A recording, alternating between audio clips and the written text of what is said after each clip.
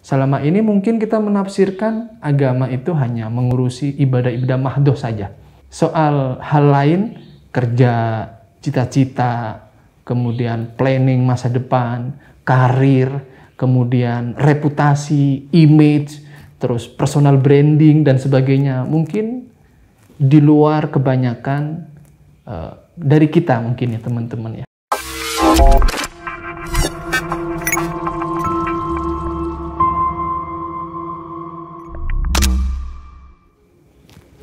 Halo teman-teman, Assalamualaikum warahmatullahi wabarakatuh. Semoga teman-teman selalu sehat, selalu bahagia, tetap semangat untuk melanjutkan eksistensi kehidupan di muka bumi ini.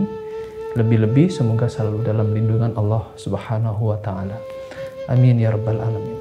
Ada hal menarik yang ingin aku share kepada teman-teman. Membaca kitabnya Ibnu Athaillah. Teman-teman tahu pasti ya. Ibnu Athaillah itu beliau yang menulis kitab Al-Hikam. Nah, yang saya pegang ini salah satu kitab beliau yang berjudul At-Tanwir fi Isqati Tadbir. Teman-teman bisa melacak kitab ini karena kitab ini menarik banget. Saya membaca kitab ini ada satu value baru yang saya dapatkan. Ada pemahaman lebih dalam lagi mengenai esensi doa yang tiap hari kita ucapkan. Dan doa ini saya yakin semua teman-teman yang menyaksikan video ini, setiap doa pasti mengucapkan kalimat Rabbana atina fid dunya hasanah wa fil akhirah hasanah. Ya kan? Nah, tapi tidak sedikit mungkin di antara kita yang kurang memahami esensi dari doa itu. Atau naudzubillah min dalik, kita hanya mengucapkan dengan berlalu begitu saja. Artinya ya itu hanya rutinitas belaka tanpa ada pemahaman yang lebih dalam. Nah, membaca kitab At-Tanwir fi Isqati Tadbir karangan Ibnu Athaillah ini ada hal yang perlu kita kaji, yaitu teman-teman doa Rabbana atina fid dunya hasanah wa fil akhirati hasanah. Nah, ini garis bawahi teman-teman ya. Fid dunya hasanah wa fil akhirah hasanah. Ada dua dimensi yang kita mengharapkan kebaikan. Fid dunya yaitu di dunia, wa fil akhirah dan kehidupan di akhirat. Dua-duanya ini kita mengharapkan baik. Artinya selama ini mungkin kita menafsirkan agama itu hanya mengurusi ibadah-ibadah mahdoh saja. Soal hal lain, kerja, cita-cita, kemudian planning masa depan, karir, kemudian reputasi, image, terus personal branding dan sebagainya. Mungkin di luar kebanyakan dari kita mungkin ya teman-teman ya. Nah, membaca kitab ini saya menjadi melek begitu lebar. Selama ini mungkin kita hanya menafsirkan bahwa agama hanya mengurusi ibadah mahdoh saja. Artinya hanya mengurusi sholat, puasa, zakat, dan ibadah-ibadah yang lainnya. Dalam artian tidak mengurusi perihal reputasi, image, personal branding, cita-cita, karir, atau bisnis dan sebagainya.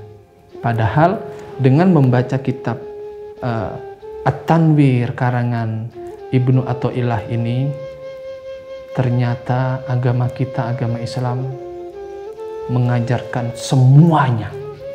Fid dunya hasanah wa fil akhirah hasanah. Fid dunya kerja, cita-cita, karir itu fid dunya. Wa fil akhirah hasanah adalah implementasi atau hasil dari kerjaan kita itu. Nah, jadi begini teman-teman. Kita jangan terjebak dengan definisi agama yang hanya mengartikan mungkin ngurusi hal-hal ibadah. Atau kita jangan terjebak dengan perbedaan-perbedaan yang itu ya tidak perlulah kita perdebatkan. Misalkan ada yang kunut, ada yang tidak, ada yang setuju tahlil, ada yang mengharamkan tahlil, ada yang membolehkan ziarah kubur, ada yang mengharamkan ziarah kubur. Tak perlu kita perdebatkan itu dengan begitu dakinya, nggak perlu. Ada hal lain yang perlu kita kaji lebih dalam, yaitu apa? Ilmu pengetahuan. Nah, ilmu pengetahuan inilah yang insya Allah akan menuntun kita, akan memberikan cahaya kepada kita, mana yang harus kita lakukan dan mana yang harus kita hindari. Islam itu bukan hanya mengajari hal-hal itu, bukan. Ada hal lain yang perlu kita perhatikan, yaitu apa? Sebagaimana yang disampaikan oleh Ibnu Athaillah. Fid dunya hasanah. Nah, fid dunya hasanah menurut Ibnu Athaillah dalam kitab At-Tanwir ini yaitu hal pekerjaan dunia. Nah, teman-teman pasti punya cita-cita. Teman-teman pasti pengen punya karir yang begitu indah di masa depannya. Teman-teman pasti ingin punya bisnis yang begitu besar melejitnya, keuntungannya dan sebagainya. Teman-teman pasti ingin hidup enak di dunia. Tanda kutip ya. Ingin hidup enak. Punya rumah, punya kendaraan, bisa liburan dengan keluarga, dan kenikmatan-kenikmatan yang lainnya. Kita sudah diajarkan hal itu. Dan kita jangan terjebak dengan hal-hal yang membuat kita menjadi sosok yang mudah menyalahkan kelompok yang lain, menyesatkan kelompok yang lain, bahkan berani menjustifikasi siapa masuk surga, siapa masuk neraka. Oke, teman-teman, insya Allah esensi dari kitab ini akan kita bahas lebih detail lagi pada video berikutnya. Maka jangan lupa teman-teman ikuti terus video-video ini yang akan aku sampaikan.